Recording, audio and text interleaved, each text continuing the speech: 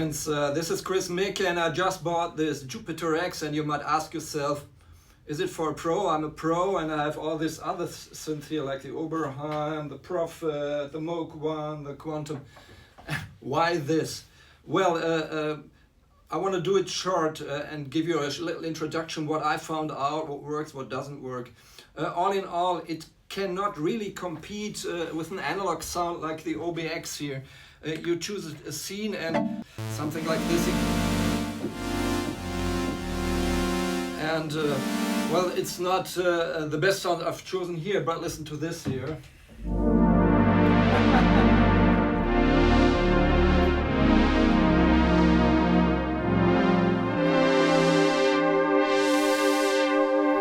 So for this sort of sounds, I still use the Oberheim.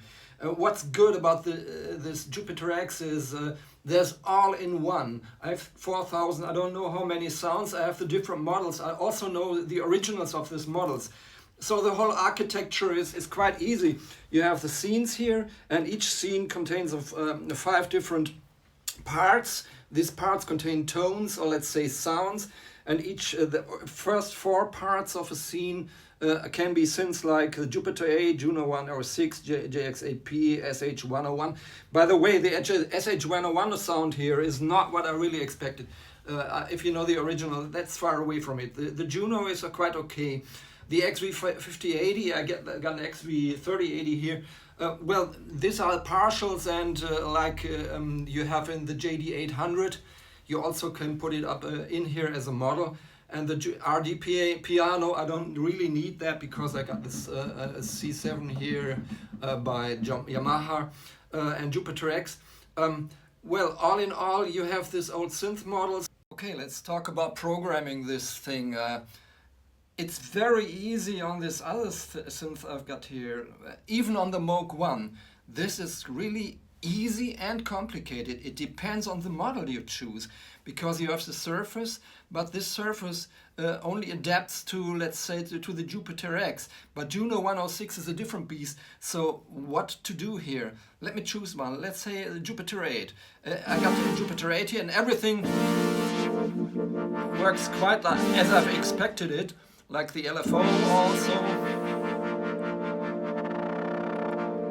the fade time, the type, the depth.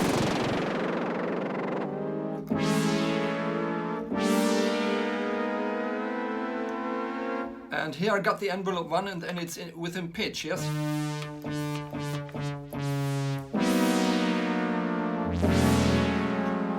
This Jupiter 8, it's got 2 oscillators. If you choose 3 and 4 here, it doesn't work. This would work if you choose, for example, the XV5080 or the JD800 I've put in. I'll show you later on. There you got the partials and you have the 4 oscillators.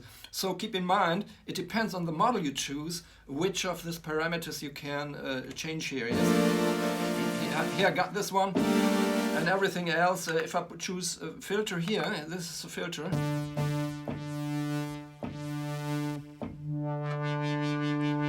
Everything works the way I expected, yes.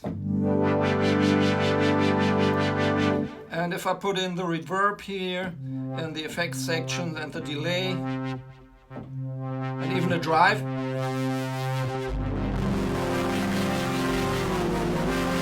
and you got the sliders here that can also be adapted to something. Can be a filter, can be whatever you choose. Normally, when I see ring modulation or a sync within a synth, it's very easy. I'll just push the button, and it works. I put off the effects here while I'm detuning one of the oscillators, for example. Yes. Then I choose this one. It doesn't work. So I choose the other oscillator. Same here. I don't understand this. You understand what I mean? Normally I put in a ring modulation. It doesn't work here because Jupiter 8 doesn't do that. Maybe Jupiter 106 does it. I know this originals, but I don't have everything in my mind how it works with the original and how many oscillators and whatever. So this is really confusing in a way for me. To have easy access, this is not for programming for me. I read the handbook, I watched some videos for 2 days now, and I still got confused by that. In a way, sometimes it works, but how do I get back to something? Do I choose exit and whatever? So this is quite a little bit complicated. What's a little bit more easy is just to have this arpeggiator, or you say hold, and then you can change the types, yes.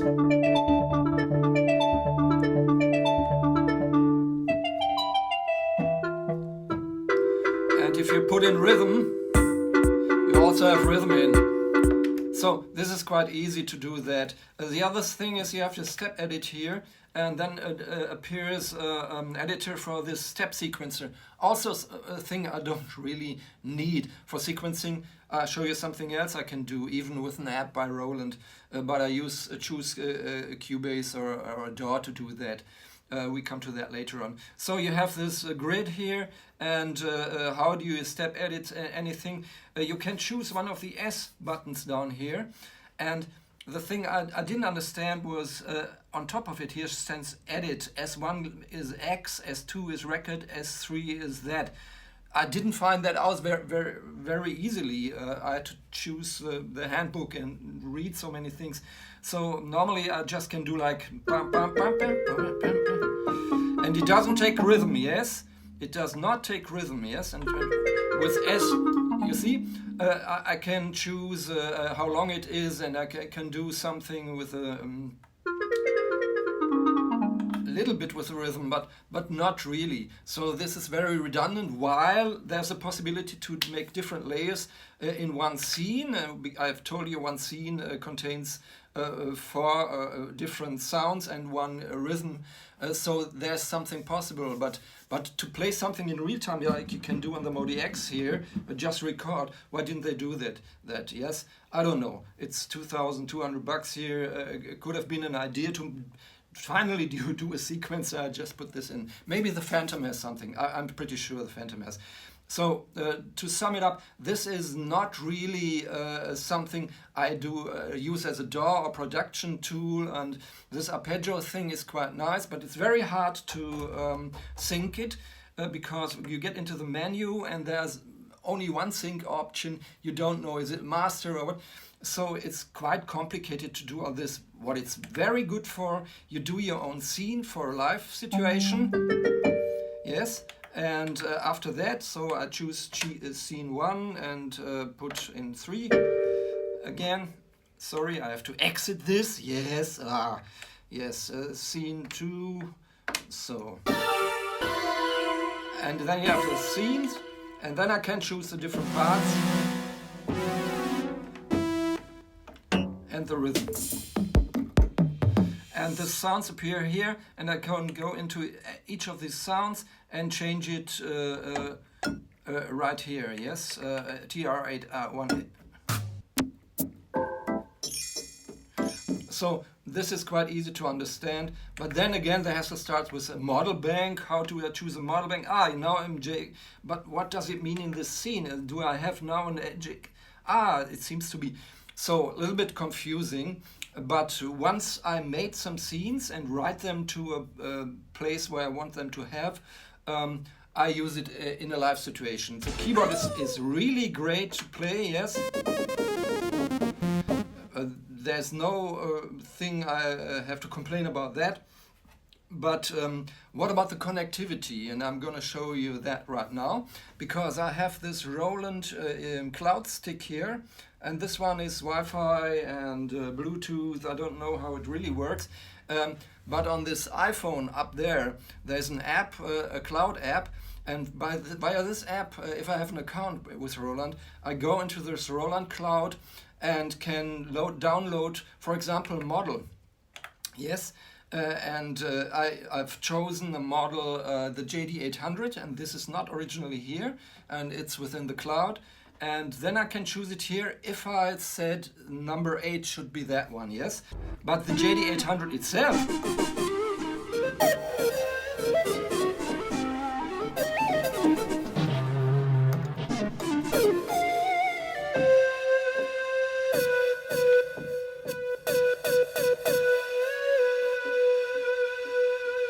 yes, this is great. It's a great synth.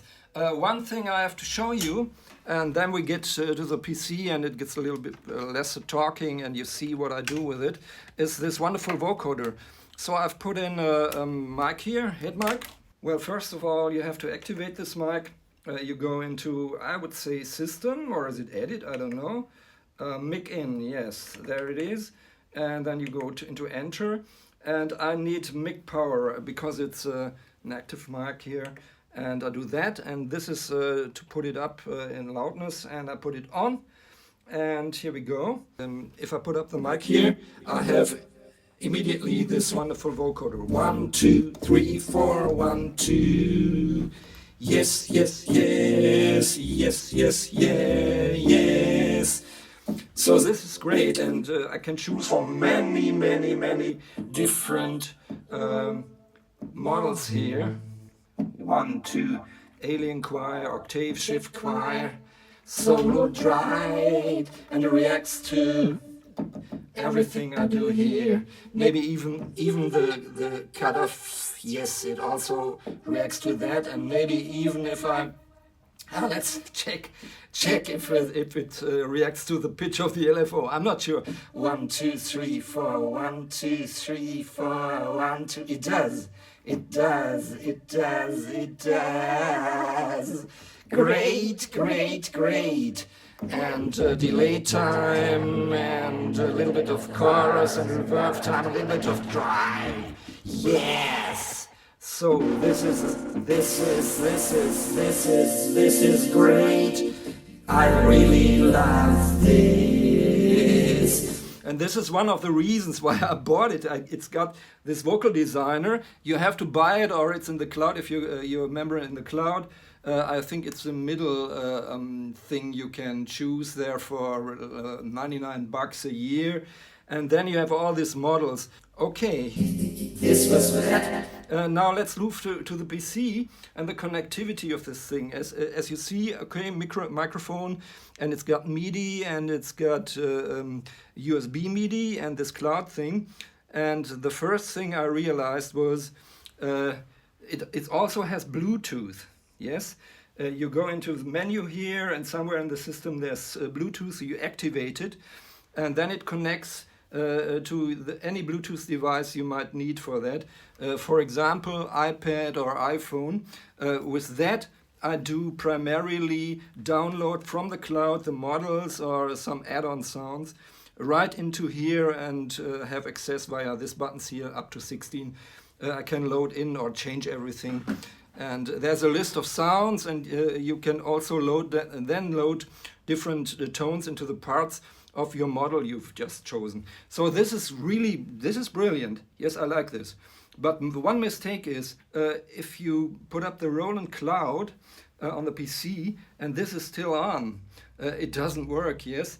Keep that in mind. If something doesn't work with the Roland Cloud, it doesn't pop up, then detach this and then it works. Okay, let's have a look at the PC and go to a different level. Okay, here we go. I have Cubase here, and on the Jupiter I've chosen a scene, and within this scene you have this 5 parts and 4 parts and 5 parts. The 5th part is rhythm, the other 4 ones are synthesizers, whatever model you choose. And it's 5-part multi-timbral. So on channel number 1 here, I've got the Jupiter, all MIDI inputs. I've taken this here as an input because normally I have to put local off on the X to not listen to the other sounds when I go to a different channel. So I have this for playing in, but the sound you hear is a Jupiter, and that's channel 1, and Jupiter X is the out, and the others are channel 2, 3, and so on. And on channel 1 I've got the sound, and then I can record it, yes? 1, 2, 3, 4.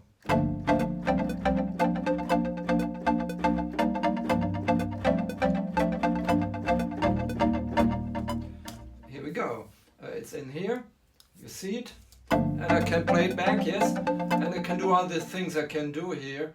I can do quantizing, and it's really within timing.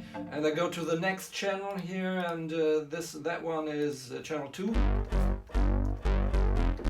And here we go.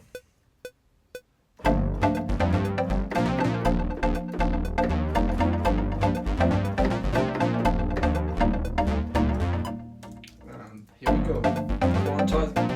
And on 5, I spare all the others just to let you know how it works. I got this here.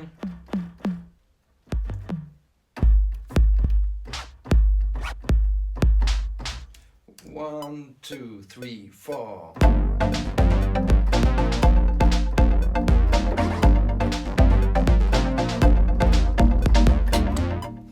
And just to make it complete, I go with some hi-hat above it, yes, and that's it. 1, 2, 3, 4.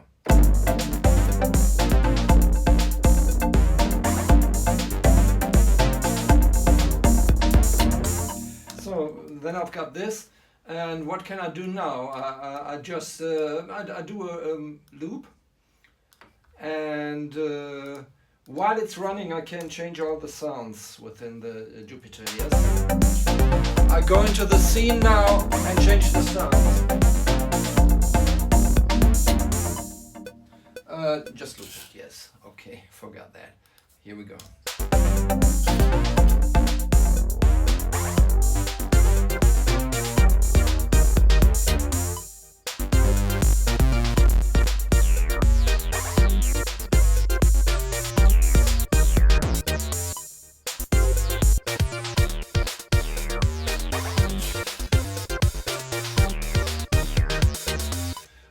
So you see, that's quite easy, and then I can add another instrument from like Dune here, and Dune has some arpeggiator, and this one is let's say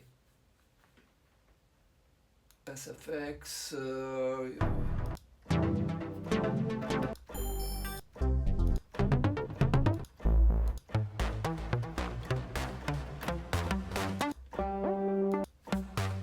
Okay, I don't care.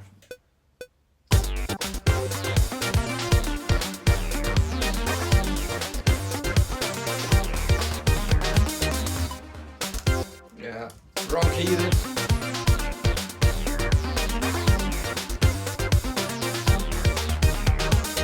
So this is a great option, Cubase.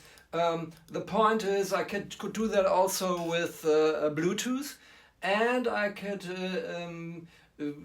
choose like an iPad with Cubases, but I found the Bluetooth connectivity of the Jupiter X with Bluetooth via the iPad or the iPhone.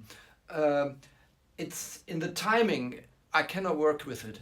The timing was not okay. Maybe it depends on which software you use, because they've got this own software here by Roland. So let's check this software, a little bit of this. Here we got all this. This is the Roland Cloud Manager, and as you see, you got hardware here and software and your library, and this is Synology Pro. You get this when you get a Pro or a Medium account there, and this is a synth you could load into Cubase like here. And it sounds really gorgeous, and there's even a sort of connectivity to the Jupiter X via USB. There's no direct connection I found, but it's really a brilliant synth. Then you got this Zen Beats. You can download it in the clouds, and this is here, and it sounds like this. It's just a sort of a little synthesizer. Reminds me a lot to Cubases on the iPad. And then you got the Jupiter X editor. You can have a librarian there, which is quite convenient when you're playing live. You can see all the sounds here. It's much better on this than on this little display you have on the device itself. So you can go in here and edit the parts and all this cut-off resonance and all this. So if you program it, I just told you on the device itself, it's quite difficult, but here it's much more easier, and it's automatically syncing with the Jupiter X. So this is my choice when I want to do that. In the end, I would like to play you a little song here I did with the Jupiter, and just listen to it, and you can hear that I use the vocoder here, and the drums are coming from the Jupiter itself. So listen to that, and this is Chris Mick, and I hope you had some fun with that. I improvised all this here, so there's many A's and O's and whatever. But in the end, I hope you find that Jupiter is a really great synth. I would use it in a live situation, in a studio, if I want to do something here. Even the Xenology might be better, I'm not sure. But as a live keyboard, it's really great. For producing like a DAW with that, I would not use it, and the whole thing is quite complicated to understand. But it's worth it, and it sounds different than like the analog gear here, but well, it's Roland. And if you want to have a Roland Juno or Jupiter, a vintage one, it's much too expensive, and this comes quite near to it, with some little exceptions, but I would say I keep it, and it's really great. It's fun to play with it. Okay, see you next time.